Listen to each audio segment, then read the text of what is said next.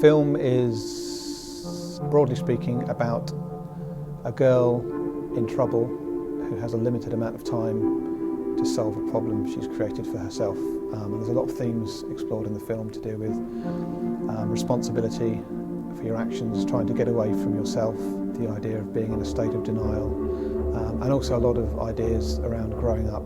And there's some ideas around the subject of death as well. It's quite dark in places, but also we're hoping the film works on a number of levels.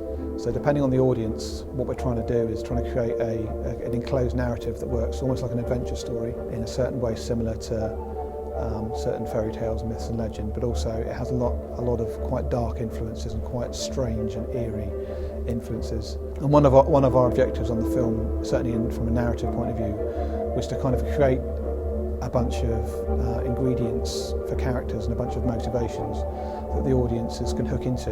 There's a boy and a girl who are kind of flirting very ineffectively on the coach, and they're kind of flirting by basically being nasty to each other.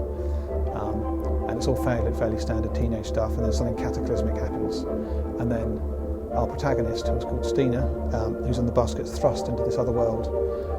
And this other world is basically made up of symbolic elements that reflect her time on the bus. So everything that happens on the bus creates a vocabulary of symbols that then create this entire world she inhabits for the duration of the film. This time in this other world to kind of explore her problems and her relationships and give you information about the character which you don't get in her real world. And also she goes through very similar stages in this symbolic world to the stages she went through on the bus. One of the ideas being she's in like a dream state. You tend to think you can reinvent yourself, but you can't. You just make the same mistakes again.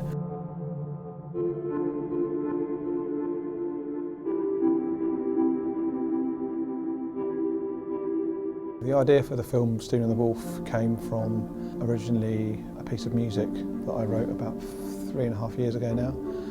The idea was to make a piece a bit like Prokofiev's Peter and the Wolf, which is a narrative piece of classical music with a story. And the idea was to write the music, which we did first, which is about half an hour piece of classical music, which has got a narrative going through it. And then having talked to a friend of mine, we decided it would make a very good, finished, complete screenplay, because there was a lot of ideas being explored in the story that we thought we could develop into a full-length narrative. I approached a colleague here called Alex Council about the possibility of doing it as a student project, because it occurred to me that at the university you've got a lot of keen animation students, you've got people doing sound technology, you've got people studying acting, you've got all these skills people are trying to learn. And it'd be nice to make it as a big student project, a very ambitious one, because we wanted to make it as a feature-length film. So we formed a visual effects company within the university called Foam Digital, because we decided that it'd be nice to do it as a completely CGI, computer-animated film, using performance capture, which involves capturing the body and the face and then transferring it onto the screen. So we set the VFX company up and we copied professional companies such as Weta Digital and MPC and Double Negative, companies that work in London on full motion pictures, to create a number of departments to basically make this happen. In terms of technology, probably the closest equivalent to what we're doing at the moment is something like Tintin, probably, I would think. Tintin, although we're not quite as stylised as Tintin. We're doing what we call hyperrealism, which is we're trying to make it look real but extra real. We're exaggerating the elements of reality we want to exaggerate. The genre we're doing the film in is called magic realism, or magical realism, which is a way of exploring ideas in a fantasy setting, but a setting which combines fantasy and reality at the same time. Our most optimistic release date is 2015. For a film like this, you're normally expecting probably about 3 years, including pre- and post-production, production design and casting and everything. We've been through the whole process of casting. What do you mean he left with the gypsy? That's the optimistic one.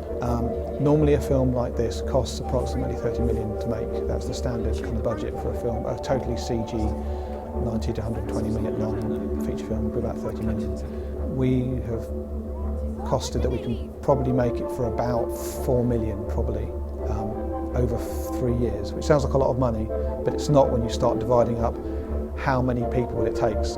And also, as with all film projects, there's no reason to suggest it would ever make money.